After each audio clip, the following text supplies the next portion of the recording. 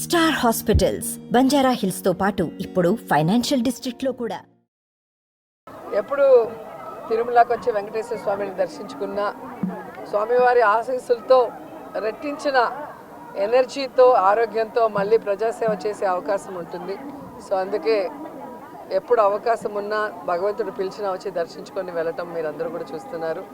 So మన రాష్ట్రం బాగుండాలి, జగనన్న మళ్ళీ మళ్ళీ ముఖ్యమంత్రి అవ్వాలి, ఈ రాష్ట్ర ప్రజల సమస్యలన్నీ దూరమై అందరూ కూడా సంతోషంగా ఉండాలి, అందులో మేము ఉండాలని మనస్ఫూర్తిగా కోరుకుంటున్నాం. రోజా గారి మధ్య నిరాశతో ఉన్నారు, నగిరి టికెట్ లేదని సోషల్ మీడియా ప్రచారం చేస్తున్నారు. పార్టీ కూడా ఈరోజు మీరు పేపర్ తిప్పేసి చూస్తే తెలుస్తుంది. ఎవ్రీ డే గడప గడపకి పల్లె నిద్ర చేస్తూ ఏ విధంగా ప్రజలకి అభివృద్ధి కార్యక్రమాలు భూమి పూజలు చేస్తూ తిరుగుతున్నారో మీరు చూస్తున్నారు. అలాగే క్యాబినెట్ మీటింగ్స్ కానీ లేదా పార్టీ కార్యక్రమాలు ఏవైనా కూడా ఎప్పుడూ ఫస్ట్ వరుసలో నేనే ఉంటా.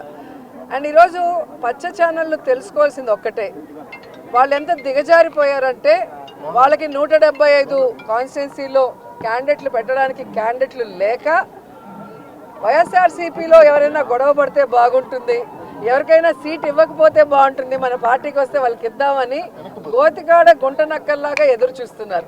సో వాళ్ళకి నేను చెప్పేది ఒక్కటే, మా పార్టీలో ప్రజలకు ఎంత ప్రేమ ఉందో జగనన్న మీద అంతకి రెట్టించిన ప్రేమ మా అందరికీ ఉంది. మేమందరం కూడా జగనన్న పార్టీ పెట్టక ముందు నుంచి ఉన్నాం. మేము అలగటాలో కోపపడటాలో ఏమీ ఉండదు. జగనన్న ముఖ్యమంత్రి అయితే మేమందరం కూడా ప్రజలకు సర్వీస్ చేసే అవకాశం మాకు ఉంది కాబట్టి ఆయన ముఖ్యమంత్రి అవ్వడానికి మేము 100% పనిచేసేవాళ్ళం.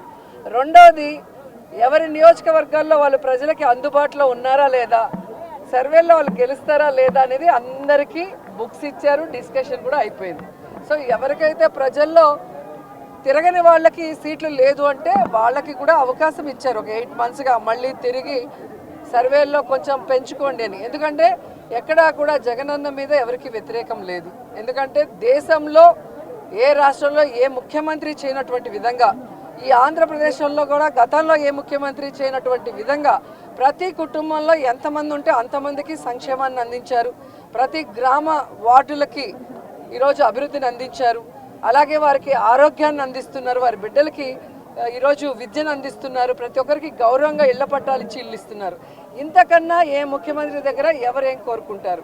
ఇక్కడ ఎమ్మెల్యేలు కానీ మంత్రులు కానీ ఒకవేళ ప్రజలకు అందుబాటులో లేక సీటు లేకపోయినా ఆల్టర్నేటివ్ వాళ్ళకి జగన్మోహన్ రెడ్డి గారు ఏం చేయబోతున్నారో కూడా చెప్తున్నారు. కాబట్టి అందుకే ఎక్కడ గొడవలు లేవు, కోపతాపాలు లేవు. అండ్ నా విషయానికి వస్తే, నగిరిలో రోజాకి సీటు లేదు అంటే ఆంధ్రజ్యోతి రాధాకృష్ణ నుంచి ఉంటాడా లేదా రామోజీ నుంచి ఉంటాడా? ఆన్సర్ చెప్పాలి. ఈరోజు చంద్రబాబు నాయుడుకి ఒక చోట నించుండే దానికి దమ్ము లేదు, పవన్ కళ్యాణ్కి ఒక చోట నించునే దానికి దమ్ము లేదు. అందుకే రాబోయే ఎన్నికల్లో 2 చోట్ల నించుంటామని చెప్పి సర్వేలు చేయించుకుంటున్నారు. మేము మా ప్రజలకి అందుబాటులో ఉన్నాం కాబట్టే ఈరోజు 2 సార్లు ఎమ్మెల్యేలైనాం, మంత్రులయ్యాం. సో ఖచ్చితంగా 2024 175కి 175 కొట్టబోతున్నాం. మేమందరం కూడా గెలవబోతున్నాం.